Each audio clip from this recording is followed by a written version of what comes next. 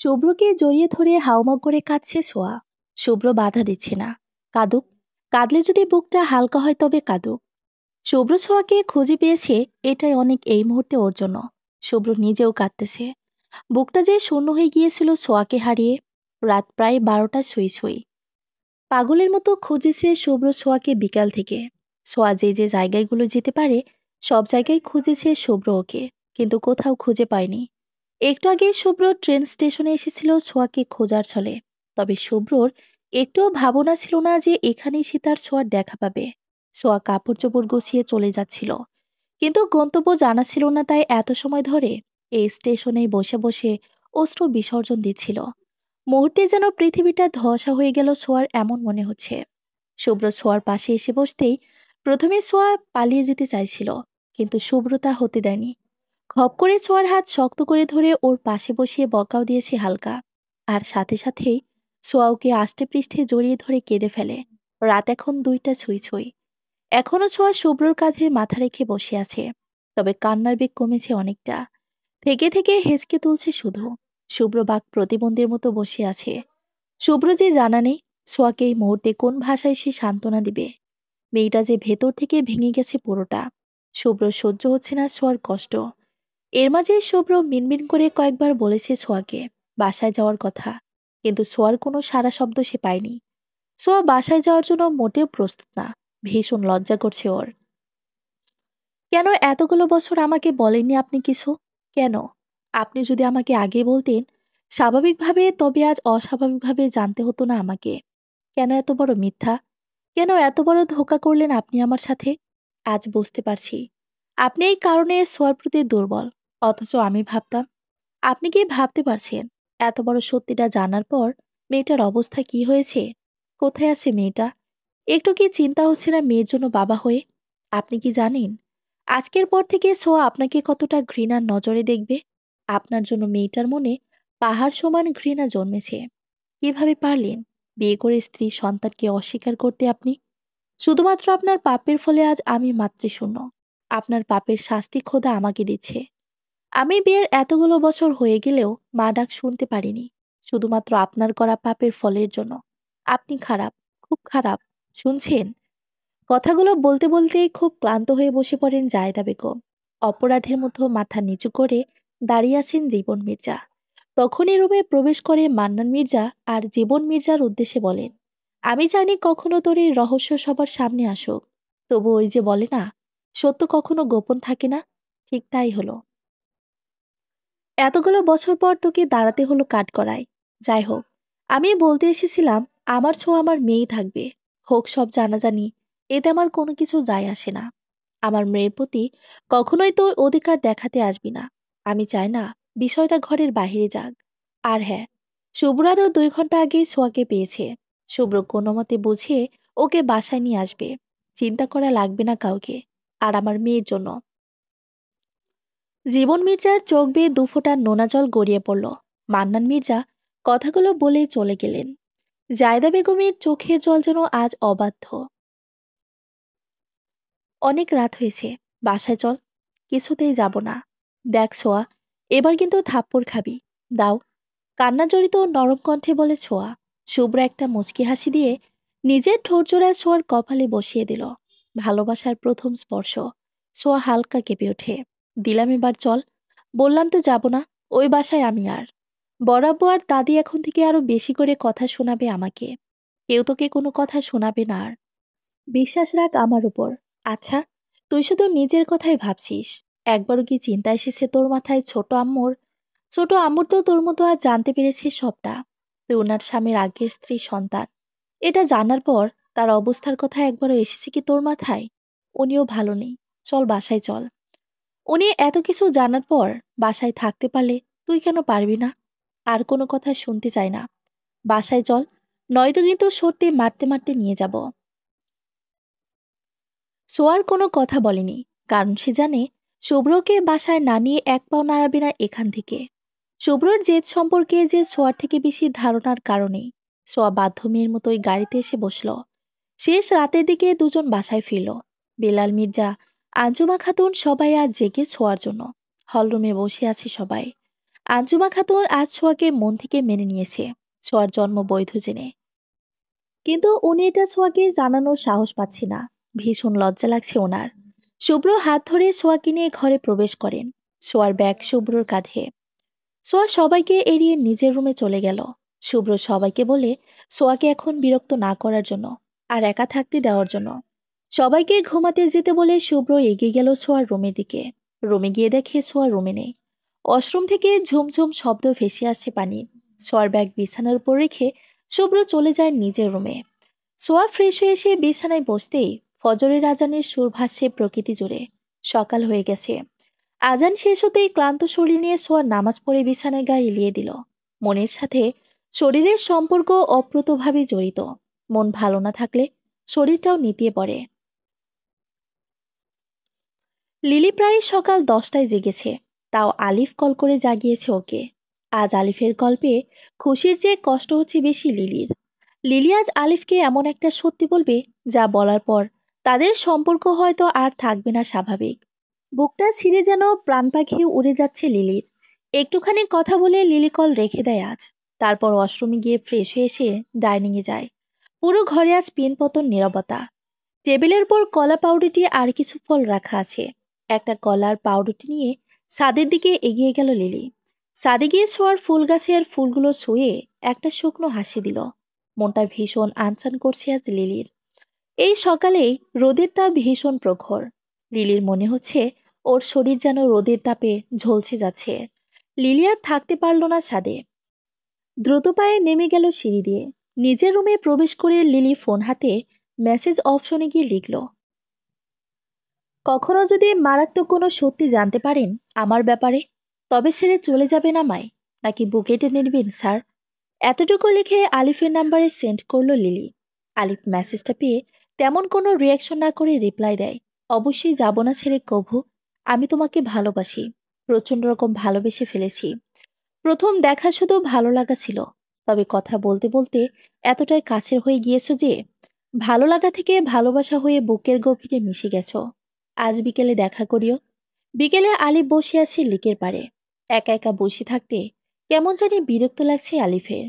একটু পরে লিলি আসলে সব বিরক্তি মিশে যায় প্রকৃতির সাথে আলিফের। লিলির মন খারাপ আজ। পাশাপাশি বসে আছে দুজন, কেউ কোনো কথা বলছে না। নীরবতা কাটিয়ে আলিফ বলে, বলো এবার সেই মারাত্মক সত্যটি। শুনতে ইচ্ছুক আমি। মুহূর্তে লিলির বুকের ধোকপুক প্রচন্ড রকম বেড়ে গেল। শ্বাস নিতে যেন কষ্ট হচ্ছে লিলির। আলিফের মাঝে আরো কয়েকবার বলল বলতে। লিলি ঘামছে প্রচুর। লিলির অবস্থা দেখে আলিফ ভয় পেয়ে যায়। কি এমন সত্যি যার জন্য লিলির অবস্থা খারাপের দিকে যাচ্ছে, ভাবছে আলিফ। আলিফ গিয়ে এক বোতল মিনারেল ওয়াটার কিনে এনে লিলিকে খাইয়ে দিল। প্রায় অনেকক্ষণ পর লিলি ধীর কণ্ঠে বলা শুরু করলো, আমি লিলি স্যার, বিশ্বাস করুন আমি মোটেও জানতাম না যে আপনি ছোঁয়া ভেবে আমায় মেসেজ দিয়েছিলেন। যদি জানতাম তবে কখনোই আপনার সাথে এতটা গভীরে যেতাম না। আমি যখন জানতে পারি তখন অনেক দেরি হয়ে যায়। আর আমাদের বাসায় পারিবারিক ঝামেলা চলছিল কয়েকদিন ধরে। তার মাঝে ছোঁয়ার মা মারা গেলেন। এত কিছুর মাঝে সত্যিটা বলতে যেও পিছিয়ে গিয়েছিলাম আমি বারংবার। প্লিজ স্যার, ক্ষমা করে দিন। অনেক বড় ভুল হয়ে গেছে আমার। কিভাবে বলবো স্যার, লজ্জার কথা। প্রথম দেখায় আপনার প্রতি একটু দুর্বল হয়ে পড়েছিলাম, তাই আপনার মেসেজ পেয়ে কিছু না ভেবেই কথা বলা শুরু করে দিয়েছি। কিন্তু ধীরে ধীরে আপনার কথার ভাঁজে বুঝতে পারি আপনি আমাকে নয়, বরং সোয়াকে পছন্দ করেন। কিন্তু আমি আপনাকে ভালোবাসি স্যার, বড্ড বেশি ভালোবাসি। আপনাকে হারানোর ভয় আমাকে আষ্টে পৃষ্ঠে জড়িয়ে আছে স্যার। সব বলে দিয়েছি। এবার সিদ্ধান্ত আপনার হাতে। এই সম্পর্ক অধরা থাকবে নাকি পূর্ণতা পাবে, তা আপনার উপরেই ছেড়ে দিলাম। সব শুনে আলিফ কথা বলার ভাষা হারিয়ে ফেলেছে। নিস্তব্ধ হয়ে বসে আছে। কিছু বলার মতো খুঁজে পাচ্ছে না সে। ঠোঁট ফুলিয়ে কাঁদছে লিলি। আলিফ চোখ ঘুরিয়ে তাকায় লিলির দিকে। লিলি ঢুক গেলে, সম্পর্কের পর এই প্রথম আমাদের দেখা হলো। এর আগে কখনোই আমাদের আর ভিডিও কলেও কথা হয়নি। তবুও তোমায় দেখে আমি একটু অবাক হইনি। তোমার কি একটু মাথায় আসেনি যে আমি ছোঁয়াকে ভালোবাসলে তোমাকে দেখে আমি অবাক হলাম না কেন? তাহলে কি? হুম, তাহলে আমি 2 দিন আগেই জেনেছি আলিয়ার থেকে। আমার প্রথম দেখায় ছোঁয়াকে ভালো লেগেছিল। তুমি হয়তো খেয়াল করনি। আমি সেদিন ছোঁয়ার দিকেই তাকিয়েছিলাম মুগ্ধ নয়নে। পরে আমি খোঁজ নিয়ে দেখি তোমার চাচাতো বোন লামিয়া আর আমার বোন আলিয়ার সাথে পড়ে। তারপর আলিয়াকে বুঝিয়ে বলে ওকে দিয়ে তোমার নাম্বার সংগ্রহ করলাম। যদিও আমি সোয়ার নাম্বার চেয়েছিলাম, কিন্তু আলিয়া ভুল করে তোমার নাম্বার নিয়ে এসেছিল। তারপর থেকে তোমার সাথে কথা বলা শুরু করলাম, কিন্তু মনে মনে সোয়ার ছবি আঁকতাম। বিশ্বাস করো, মনে সোয়ার ছবি আঁকলেও আমি তোমাকেই ভালোবেসে ফেলেছি। যার সাথে কথা বলেছি তার প্রতি দুর্বল হয়েছি। সোয়াকে শুধু দু একবার দেখেছি, আর তোমার সাথে এত দিনগুলো এত এত মুহূর্ত কাটিয়েছি। শেষ পর্যন্ত তোমাকে ভালোবাসতে বাধ্য হয়েছি আমি। তোমার কথাগুলো মুগ্ধ করছে আমায়। এতটা মুগ্ধ আমি সোয়াকে দেখেও হইনি। আলিয়ার থেকে জানতে পেরে এই বিষয়টা আমি সত্যি খুব অবাক হয়েছি। সাথে বুকের বাঁ পাশে ব্যথাও হয়েছিল খানিকক্ষণ। তবে পরে মাথা ঠান্ডা করে ভেবেছি আমি, ভুল আমারই ছিল। আমি আলিয়াকে নাম বলতে ভুল করেছিলাম, কিন্তু একদিকে ভালোই হয়েছে। যদি সেদিন নাম ভুল না করতাম, তাহলে তোমার মতো পাগলিকে পেতাম না কখনোই। হুম, সোয়াকে আমি মায়াবতী বলতাম ঠিকই, কিন্তু এই মুহূর্তে আমার চোখে একমাত্র তুমি আমার মায়াবতী। ভালোবাসি তোমায়। স্বপ্নেও তোমায় ছেড়ে যাওয়ার কথা কল্পনাও করব না আমি। লিলি হা হয়ে শুনছি আলিফের সব কথা। লিলির সত্যিই খেয়াল ছিল না যে আলিফ ছোঁয়ার জায়গায় ওকে দেখে অবাক না হওয়ার বিষয়টা। আলিফের কথা শুনে লিলির চোখে খুশির অশ্রু চিকচিক করছে, আর ঠোঁটজোড়া থরথর করে কাঁপছে। লিলির মনে হচ্ছে এই মুহূর্তটা ওর জীবনের সেরা মুহূর্ত। এভাবে নিস্তব্ধ নীরবভাবে কেটে গেল অনেকগুলো দিন। সোয়া এখনো স্বাভাবিক হতে পারেনি কারো সাথে। একদিন সন্ধ্যার দিকে জায়দা বেগম সোয়ার রুমে যায় কফি নিয়ে। সন্ধ্যায় কফি খাওয়া সোয়ার একটা বদভ্যাসে পরিণত হয়েছে, তবে সেলিনা পারভিন মৃত্যুর পর থেকে ওকে সন্ধ্যায় কফি খেতে দেখা যায়নি আর।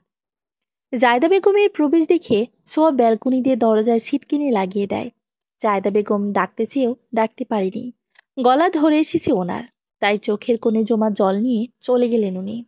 সোয়ার কেমন জানি ভীষণ লজ্জা লাগছে এই মহিলার সামনে যেতে আজ। ছোট থেকে যাকে চাচি আম্মু বলে জেনে এসেছি, সে কিনা তার সৎমা, মানতে পারছে না ছোঁয়া। গাল বেয়ে অশ্রুকণা ঝরতে থাকে তার। লামিয়া, সানিয়া, সোহা, লিলি সবাই সে সোয়ার সাথে আড্ডা দিচ্ছে। উদ্দেশ্য সোহার মন ভালো করা। সোহার মনটাও অনেকটা খারাপ, তাই সে চুপচাপ হয়ে আছে। সোহা একা একা বসে খাতায় আঁকিবুকি করছিল মন খারাপ করে, তাই লিলিওকে জোর করে নিয়ে এসেছে। সবার হাতে কফির মগ, কিন্তু সোয়া হাতে কফি মগ নেয়নি। সন্ধ্যার কফিটা ওকে সবসময় সেলেনা পারভিন করে দিত। কফির মগ হাতে নিলেই গলা জড়িয়ে কান্না চলে আসে সোয়ার। সোহার মন খারাপের প্রধান কারণ হলো মানে, আর সবে জানতে পেরেছে সোয়া তার আপন বড় বোন নয়, তাই সে মনমরা হয়ে আছে। যদি সোয়ার আগের মতো আদর না করে সে ভয়ে, মায়ের পরে যে একমাত্র বড় বোনকেই মায়ের স্থানে বসানো যায়। সোয়ার অবস্থা দেখে লিলি, সানিয়া আর লামিয়াকে ইশারা করলো সোহাকে নিয়ে অন্য কোথাও যাওয়ার জন্য। তারা চলে গেলে লিলি সোয়ার বাহু জড়িয়ে ধরে বলে, এই শুভ্র ভাইয়ের মধুবালা, এবার তো একটু স্বাভাবিক হ। আর কত এভাবে মন খারাপ করে বসে থাকবি? যে যাওয়ার সে তো চলেই যাবে। আমরা সবাই একদিন এভাবে চলে যাব না ফেরার দেশে। বাঁচা মরা আমাদের হাতে কিছুই নেই। সোয়া, বোঝার চেষ্টা কর। আর কারো জন্য কারো জীবন থেমে থাকে না বোন। এবার একটু নিজেকে সামলা। তুই কি জানিস তোর এমন অবস্থা দেখে সোহার অবস্থা কতটা খারাপের দিকে যাচ্ছে? মেয়েটা সবেমাত্র মা হারিয়েছে, বয়স খুব অল্প। মায়ের পরে তুই ওর মা। তুই যদি এভাবে মনমরা হয়ে থাকিস সারাক্ষণ, তবে কিভাবে হবে? সোহাকে কে সামলাবে? মেয়েটা যে তোর আদর পাওয়ার জন্য ব্যাকুল হয়ে আছে। তুই কি জানিস তুই সোহার আপন বড় বোন না জেনেও সোহা তাকে না পেয়ে দিনরাতে সেদিন কি পাগলামি করেছে? ওকে অনেক কষ্টে ঘুমের ওষুধ খাইয়ে ঘুম নেওয়া হয়েছিল। লিলির কথা শুনে ছোঁয়া কি করবে বুঝতে পারছে না। সবকিছু যে ওর এই মুহূর্তে বিষাক্ত লাগছে। লিলি চলে গেলে ছোঁয়া চোখ বন্ধ করে ভাবতে থাকে ওর বলা প্রতিটি কথা। লিলি তো ভুল কিছু বলেনি। সোহার বয়স অল্প। এই বয়সে মা হারিয়ে মেয়েটা সত্যি ভেঙে পড়েছে খুব। কিন্তু বাহির থেকে দেখে তা বোঝা মুশকিল। সোহা হলরুমে সবার সাথে বসেছিল। সোহা দৌড়ে এসে সোহাকে জড়িয়ে ধরে হাউমাউ করে কেঁদে ফেলে সবার সামনে। সোহাও নিজেকে কন্ট্রোল করতে না পেরে চোখের জল ছেড়ে দেয়।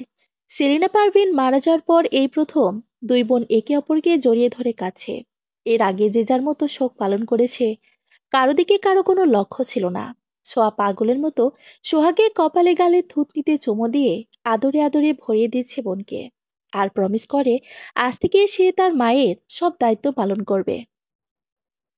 সোহার বুকের শূন্যটা যেন মিলিয়ে যায় মুহূর্তে। দূর থেকে দুই মেয়েকে দেখে অশ্রু চোখে একটা মুচকি হাসি দেয় মান্নান মির্জা। রাত 11:30 ছুঁই ছুঁই। সবাই খেয়ে যার যার রুমে চলে গেল। সোহার মাথায় বিলি কেটে দিচ্ছে। সোহাগে আছে নিজের কাছে রেখেছে। সোহা এমনিতে সানিয়ার সাথেই থাকে। হঠাৎ দরজায় কটকট শব্দ হলে সোয়া গিয়ে দরজা খুলে দেখে শুভ্র দাঁড়িয়ে। আজ সারাদিন শুভ্রর দেখা পায়নি সোয়া। হঠাৎ এভাবে দরজায় শুভ্রকে দেখে সোয়া অবাকই হয়েছে বটে।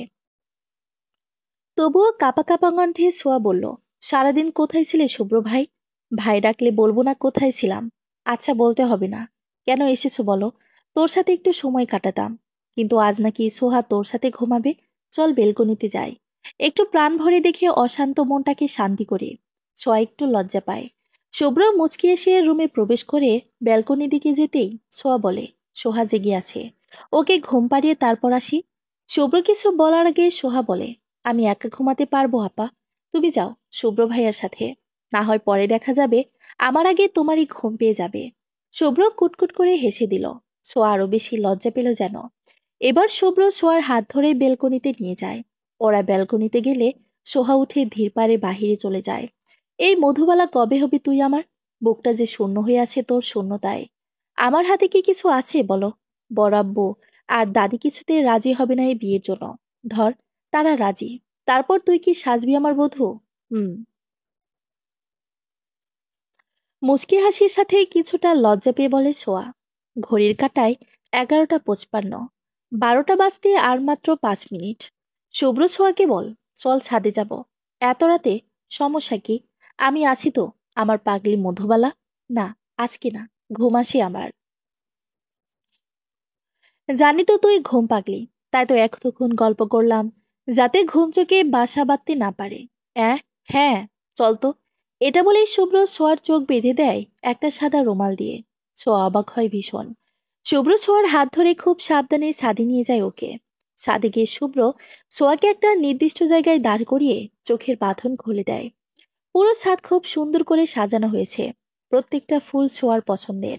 ছোঁয়ার মনের মতো করে সাজানো হয়েছে আজ ছাদের প্রতিটি কোণা। হঠাৎ ছোঁয়ার কানে হালকা গরম হাওয়া লাগতেই সে কিঞ্চিত কেঁপে ওঠে। চোখ বন্ধ করে ছোঁয়া শুভ্রর অস্তিত্ব অনুভব করে। শুভ্র ছোঁয়ার কানে কানে ফিসফিসিয়ে বলে, শুভ জন্মদিন মধুবালা। সাথে সাথে দরজা থেকে পুরো পরিবারের গলার স্বর ভেসে আসে, শুভ জন্মদিন ছোঁয়া। সবার আগে দাঁড়ানো বেলাল মির্জা আর আঞ্জুমা খাতুন। এদের দুজনকে হাসি মুখে দেখে অনেকটা অবাক হয় ছোঁয়া। থমথমে মুখ করে দাঁড়িয়ে আছে ছোঁয়া। আঞ্জুমা খাতুন এসে ছোঁয়াকে জড়িয়ে ধরে কাঁদতে কাঁদতে ক্ষমা চান। ছোঁয়া আবেগে আত্মুল্য হয়ে কেঁদে ফেলে। বেলাল মির্জা ছোঁয়াকে জন্মদিনের উপহার হিসেবে ওনার ছেলের বউ হওয়ার প্রস্তাব রাখেন। আঞ্জুমা খাতুন ইশারায় ছোঁয়াকে বলেন প্রস্তাব গ্রহণ করার জন্য। ছোঁয়া একবার মান্নান মির্জার দিকে তাকিয়ে অনুমতি চাইল ইশারায়। মান্নান মির্জা হ্যাঁ সূচক ইশারা করতেই ছোঁয়াও হ্যাঁ সূচক মাথা নাড়ায়। লজ্জায় মাথা নিচু করে রেখেছে ছোঁয়া। অথচ কয়েক মাস আগেও ভয়ে নিচু হয়ে থাকতো ছোঁয়ার মাথা। কিন্তু আজ ভিন্ন। ভাগ্য বড্ড বেশি জাদুকর। মুহূর্তেই মানুষের দিন বদলে দিতে ভাগ্য সক্ষম। সবাইকে নিয়ে হৈহুল্লোড় করে কেক কাটা হলো। সবার আগে শুভ্র কেক খাওয়ালো ছোঁয়াকে। তারপর একে একে সবাই খাইয়েছে ছোঁয়াকে কেক। সবার শেষে জীবন মির্জা আর জায়দা বেগম আসলেন কেক খাওয়ানোর জন্য। ওনারা দুজন ছোঁয়ার সামনে আসতেই ছোঁয়া মুখ ঘুরিয়ে অন্যদিকে হেঁটে চলে যেতে নিলে তখনই শুভ্র এসে ছোঁয়ার হাত ধরে থামায় ওকে। দেখ ছোঁয়া, যা হয়েছে ভুলে যায় এবার।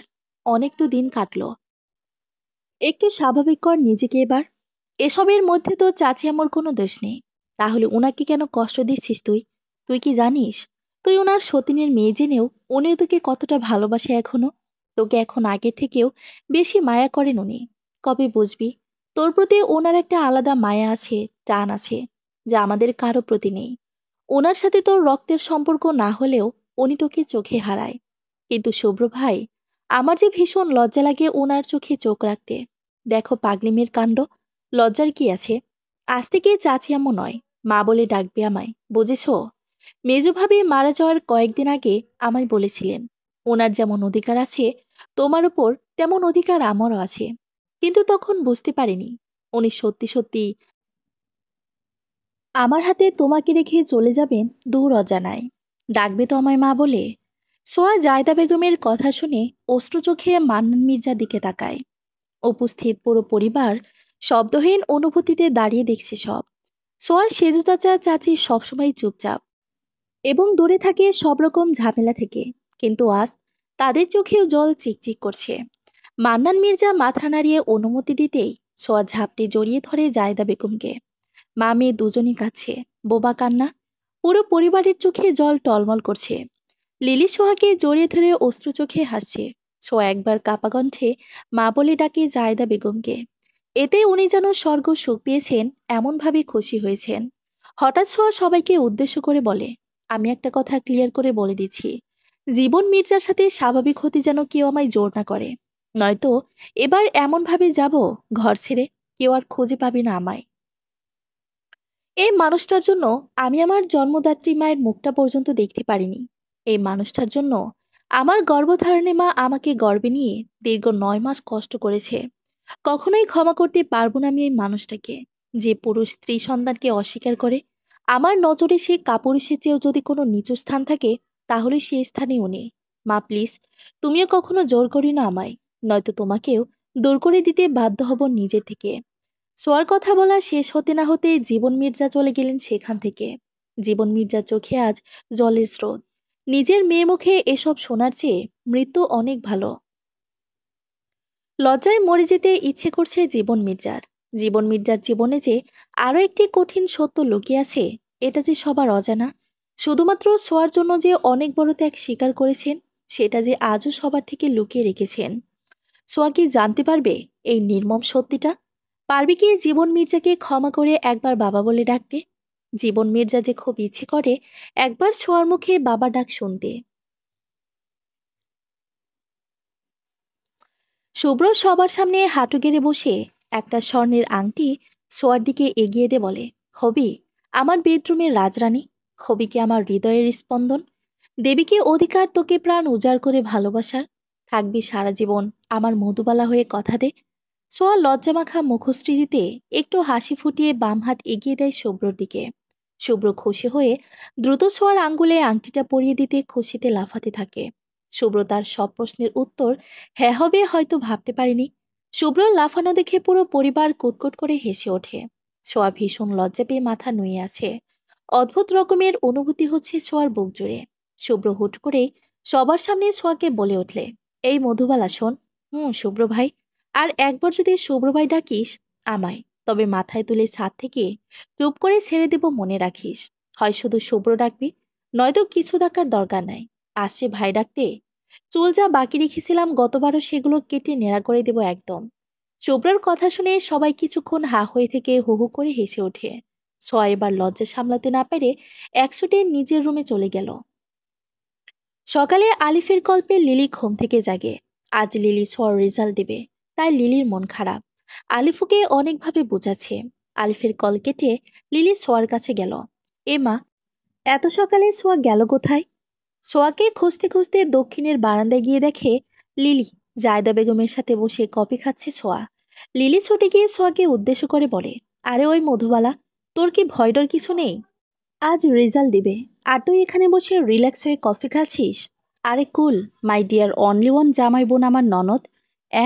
হঠাৎ কি হলো রে তোর ছোঁয়া? জ্বর টর হয়নি তো? আরে না রে, একটু আগেও ভয়ে ঘামছিলাম, কিন্তু আমার মা আমাকে এখনই একটা কথা বলেছে, আর আমার সব চিন্তা ওড়াল দিয়ে পালিয়ে গেছে। কি এমন বলেছে চাচি আম্মু?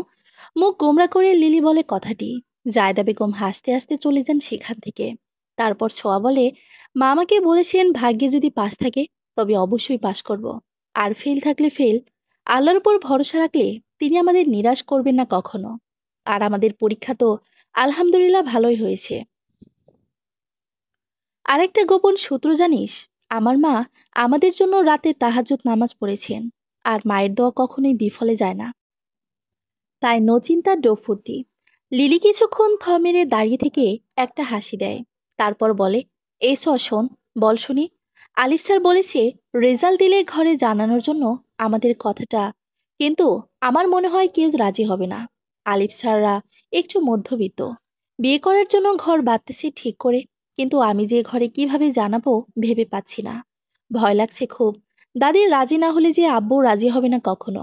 আরে চিলমার বোন, সবাই মেনে নেবে দেখিনিস। আমাদের আলিফ স্যার কোনো দিক দিয়ে খারাপ নাকি? সব দিক দিয়ে ঠিক আছে, শুধু চোখটা একটু টেরা আর কি। সোয়া মজার ছলে কথাটি বলে। লিলি মুখ ফুলিয়ে অন্যদিকে ঘুরে দাঁড়ায়। অভিমান হয় লিলির। কে টেরা বললি? কার কথা হচ্ছে এখানে? শুভ্রকে দেখে চোখ বড় বড় করে ফেলে লিলি ছোঁয়ার শুকনো ঢোক গিলে। ছোঁয়া আমতা আমতা করছে। লিলি এক ছুটে চলে যায় সেখান থেকে। শুভ্র কিছুক্ষণ ভ্রুকুচকে লিলির যাওয়ার পানে তাকিয়ে ছোঁয়াকে জিজ্ঞেস করে লিলির এভাবে চলে যাওয়ার কারণ। ছোঁয়া চোখ বন্ধ করে একটা লম্বা শ্বাস নেয় আর ভাবে এটাই সুযোগ। যদি একবার শুভ্রকে বলে রাজি করানো যায় তবে আলিফ স্যারকে বড় আব্বু মেনে নেবেন। শুভ্র ভাই বংশের একমাত্র ছেলে হয়। শুভ্রর কথার গুরুত্ব দেয় সবাই। শুভ্রকে হারানোর ভয় আছে সবার বুক জুড়ে। কারণ হলো শুভ্র ভাইয়ের জেদ। সোয়ার থেকেও শুভ্র ভাইয়ের জেদ বেশি। সোয়ার নরম কণ্ঠে শুভ্রর দিকে তাকিয়ে বলল, চলো একটু বাইরে যাই। সকালের হাঁটাহাঁটি হয়ে যাবে আর আমাদের কথা হবে। কি ব্যাপার, আজ যে কারো রেজাল্ট দিবে সে খবর কি আছে? কারো দেখি রেজাল্ট নিয়ে কোনো চিন্তা নেই। তারপর ছোঁয়া শুভ্রকে জায়দা বেগমের বলা কথাগুলো বলল। কথা বলতে বলতে বাড়ির গেট ক্রস করে পিচ ঢালা রাস্তার পাশে হাঁটতে লাগলো দুজন। কিরে বল, তখন লিলি পালালো কেন? আর তোরা কার কথা বলছিলি যেন? সোয়া সত্যি করে বল, লিলি কারোর সাথে প্রেমে পড়েনি তো? শুভ্রর কথা শুনে হালকা একটা ঝটকা খেলো যেন ছোঁয়া। এবার তো ছোঁয়ার মনে ভয় ঢুকে গেল। শুভ্রকে সব কিভাবে গুছিয়ে বলবে সেই চিন্তায় মগ্ন হয়ে পড়ে ছোঁয়া। শুভ্র একটু জোরে ডাক দিতেই ছোঁয়ার হুঁশ ফিরে। তারপর আমতা আমতা করে বলে, ওই যে সামনে একটা পার্ক আছে, চলো ওখানে বসে কথা বলি। হুম, তা ঠিক আছে, কিন্তু তুই তো ঘামছিস কেন হঠাৎ? তুমিও না কিছুই বোঝো না। একে তো গরম, তারপর এতক্ষণ হাঁটলাম, তাই ঘাম হয়েছে একটু। মাথা ঠিক আছে তোর? নাকি পাবনার পাগলা গারদে সিট একটা বুকিং করতে হবে? মানে মানে এই শীতে তোর জন্য গরম আসলো কোন গ্রহ থেকে? যাই হোক বাদ দে, চল বসি। সোয়ার ভনিতা না করে বসে পড়ল একটা কাঠের ব্রেঞ্চে। শুভ্র ছোঁয়ার পাশে বসে বলে, এবার বল সব ক্লিয়ার করে। সোয়া চারপাশে চোখ বোলালো। কিছুটা দূরে একটা বাদামোলা দেখতে পেল ছোঁয়া। একটু ভেবে সোয়া নরম কণ্ঠে বলে, শুভ্র ভা না মানে আমি বলছিলাম কি বাদামলা। কথাটুকু বলে ছোঁয়া একটা শুকনো ঢোক গিলে। শুভ্র ভেবাচাকে খেয়ে যায়। চোখ রাঙিয়ে শুভ্র বলে, যা বলার স্পষ্ট করে বল। বাদাম খাবো, ওই যে বাদামওয়ালা, তা বললেই তো হয়। এত ন্যাকামো করার কি দরকার? বলেই শুভ্র বাদামওয়ালার জন্য বসে থেকে উঠে পা বাড়ায়। এর মাঝেই সোয়ার ফোনে কল আসে তানহার। সোয়া কল রিসিভ করতেই তানহার কান্নার শব্দ শুনতে পায়। হঠাৎ বুকটা মোচড় দিয়ে ওঠে সোয়ার। সোয়া নিজেকে সামনিয়ে বলে, এই তানহা, কাঁদছিস কেন এভাবে? কি হয়েছে তোর বল আমায়। রকি জার্মান চলে যাচ্ছে চিরদিনের জন্য। সেখানে নাকি সেটেল হয়ে যাবে। আমাকে সাফ সাফ জানিয়ে দিয়েছে ও আমায় কখনো ভালোবাসতে পারবে না। আমি আর পারছি না রে এভাবে বাঁচতে। রকিকে না পেলে আমি নিজেকে শেষ করে দিব। রকি তোকে এখনো প্রচন্ড ভালোবাসে। প্লিজ তুই একবার ওকে বল। ও নিশ্চয়ই তোর কথা শুনবে। আমার কোনো কথাই শুনছে না রকি। আমি পাগল হয়ে যাব রে। আচ্ছা ঠিক আছে, কান্না থামা তুই আগে। আগামী 3 ঘন্টার মধ্যে রকি তোকে বিয়ের প্রস্তাব দিবে। তৈরি হয়ে থাক। আজকে তোদের বিয়ে হবে। তোর মা বাবা তো এমনিতে জানে রকিকে তুই ভালোবাসিস। আর রকির মা বাবাকে রাজি করানোর দায়িত্ব আমার। এটা বলেই কল কেটে দিল সোয়া। সোয়া বুঝতেছে না কি করবে এখন। দুটো দায়িত্ব নিয়ে বসে আছে অথচ মাথা শূন্য হয়ে আছে। শুভ্র বাদাম নিয়ে এসে দেখে সোয়া থম মেরে বসে আছে। শুভ্র বাদামের ঠোঙ্গা এগিয়ে দে বলে, কি রে, হঠাৎ দেবদাসী হয়ে আছিস কেন? তোর বয়ফ্রেন্ড রকি ছ্যাঁকা ট্যাকা দিল নাকি? সোয়া কিছু না বলে হা হয়ে শুভ্রর দিকে তাকিয়ে আছে। শুভ্র আবার বলল, কি রে, ছ্যাঁকা খেয়ে স্মৃতি হারিয়েছিস নাকি মধুবালা? না মানে একটা কাজ আছে আমার। তুমি বাসায় যাও, আমি সন্ধ্যায় চলে আসব। মানে কি, যাবি কই একা একা, তাও সারা দিনের জন্য?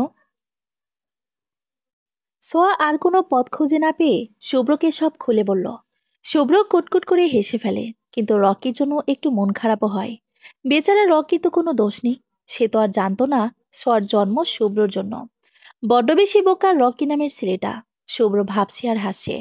শুভ্রর হাসিতে সোয়া ভীষণ বিরক্ত। সোয়া রকির মা বাবাকে বুঝিয়ে রাজি করিয়েছে। শুভ্র বসে বসে দেখছে আর মুগ্ধ হচ্ছে। সোয়ার প্রেমী যেন শুভ্র নতুন করে পড়ছে আবারও। রকির মা বাবাকে রাজি করাতে যেমন কষ্ট হয়নি, কারণ তানহাকে আগে থেকে চিনেন ওনারা রকির ফ্রেন্ড হিসেবে। আর তানহার পরিবারও বেশ ভালো, তাই চটজলদি রাজি হয়ে যান রকির মা বাবা। তানহার পাগলামি শুনে কেন জানি শুভ্রর মনে ধরেছে ক্ষোভ। কতটা ভালোবাসলে একটা মেয়ে একটা ছেলের জন্য এমন পাগলামি করতে পারে শুভ্রর জানা নেই। সত্যি শুভ্র খুব অবাক হচ্ছে রকির ভাগ্য দেখে। কয়জনের ভাগ্যে বা জুড়ে এমন ভালোবাসা, অথচ রকি পেয়েও হারাতে বসেছে। রকি নিজের রুমে কাপড় চোপড় টলি ব্যাগে গুছিয়ে রাখছে। সন্ধ্যার আগে রওনা হতে হবে তাকে, তাই দ্রুতভাবে হাত লাগাচ্ছে সে। সোয়া কয়েকবার টোকা দিতে রকি বিরক্তিকর চাহনি নিয়ে দরজা খুলে সোয়াকে দেখে অবাক। কাপা কাপা হাতে রকি দরজা বন্ধ করতে যেতেই শুভ্র তার নজরে পড়ে। শুভ্রকে রকি অনেকবার দেখেছে কলেজে, তাই চেনা জানা আছে। হঠাৎ সোয়ার শুভ্রকে দেখে রকির কথা মুখে আটকে যাচ্ছে। তবুও নিজেকে কন্ট্রোল করে বলে, কিরে সোয়া, বিয়ের দাওয়াত দিতে আসলি নাকি? কিন্তু দাওয়াত দিয়েও যে কোনো লাভ হবে না। রাত ৯টায় আমার ফ্লাইট, জার্মান চলে যাচ্ছি।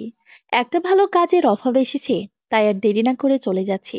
জানা নেই ফিরবো কবে, হয়তো আর নাও ফিরতে পারি। এখানে দাঁড়িয়ে কি সব কথা বলবি নাকি? ভেতরে যেতে ডাকবি না?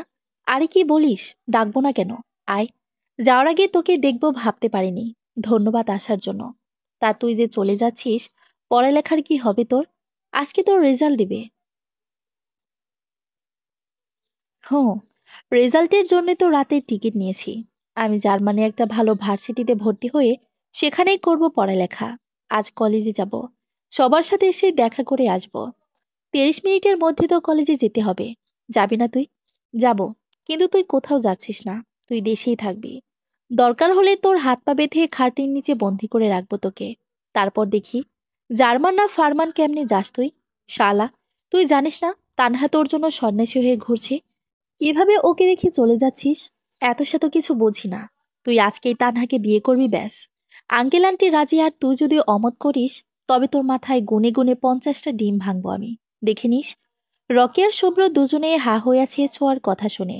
ছোঁয়া ওদের দুজনের দিকে তাকিয়ে মিটি মিটি হাসছে। রকি হঠাৎ বলে ওঠে, একজনকে ভালোবেসে অন্যজনের সাথে ঘর বাঁধতে আমি পারবো না। সরি, ক্ষমা করে দিস পারলে আমায়। আমি রাখতে পারবো না তোর কথা। রকির কথা শুনে তেলে বেগুনে রেগে উঠে সোয়া থাপ্পড় দিতে হাত এগিয়ে নিতেই শুভ্র সোয়ার হাত ধরে ফেলে শক্ত করে। এতে সোয়ার বিরক্তি লাগে খুব।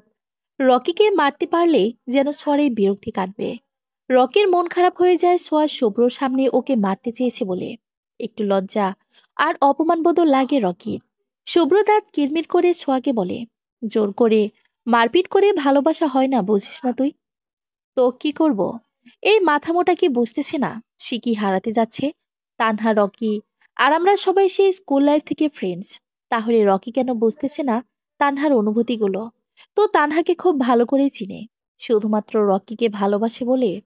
কোনো ছেলের দিকে চোখ তুলে তাকায়নি কখনো, কথা তো বলা দূরের কথা। আচ্ছা আচ্ছা, শান্ত হ তুই।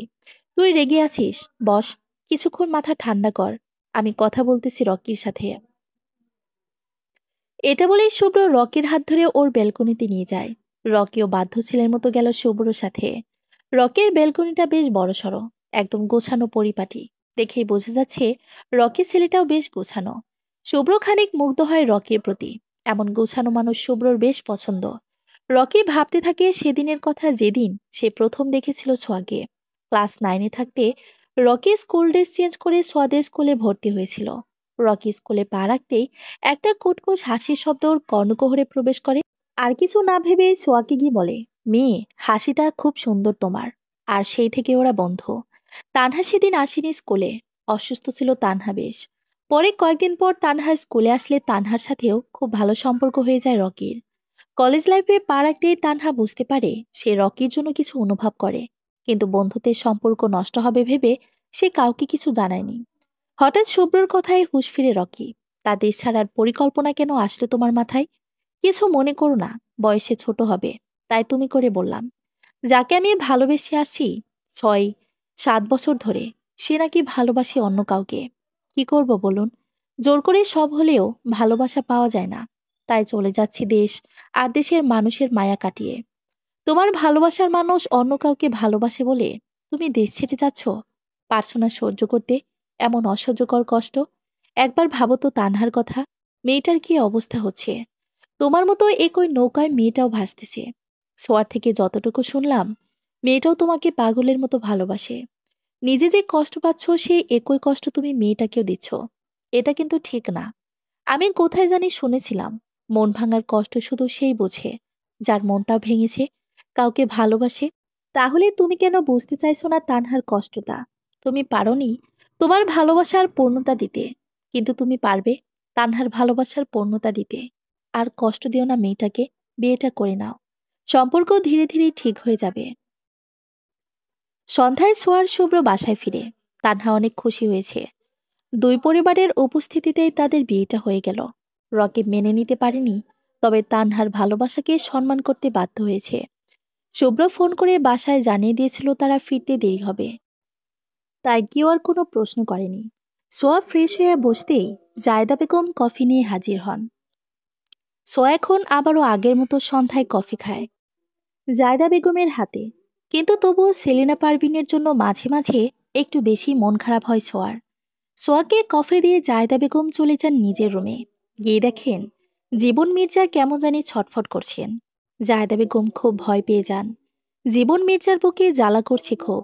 জায়দা বেগম সবাইকে ডাকতে চাইলে জীবন মির্জা বাধা দেন। ডাক্তারকেও ডাকতে দিলেন না। জায়দা বেগম সংহয় বসে আছেন। স্বামীর অবস্থা দেখে কষ্ট হচ্ছে খুব, কিন্তু কিছু করার নেই ওনার। কিছুক্ষণ পর জীবন মির্জা কিছুটা শান্ত হলেন। আগে থেকে একটু সুস্থতা অনুভব করছেন। জায়দা বেগমের হাত ধরে জীবন মির্জা অপরাধীর মতো বলেন, আজ একটা কঠিন সত্য বলবো তোমায়। অনেক বড় অন্যায় করেছি তোমার সাথে। পারবে তো ক্ষমা করতে আমায়? কি বলছেন এসব? আপনি অসুস্থ, বিশ্রাম করুন কিছুক্ষণ। আমি আপনার জন্য স্যুপ বানিয়ে আনছি। না, কোথাও যেও না। শুনে যাও জায়দা প্লিজ। আচ্ছা বলুন। আমি ইনজেকশন নিয়েছিলাম ছোঁয়ার মায়ের মৃত্যুর পর, যার কারণে তুমি মা হতে পারোনি। এতগুলো বছর এত এত চেষ্টা করেও তোমার মাঝে কোনো সমস্যা নেই। আমি ইচ্ছে করেই করেছি এটা, যাতে আর কখনো বাবা হতে না পারে। ছোঁয়ার প্রতি যাতে আমার স্নেহ কখনো কমে না যায়। বিশ্বাস করো, আমি বিয়ে করতে চাইনি, মা আমাকে জোর করে বিয়ে করিয়েছেন। আমি তোমার অপরাধী।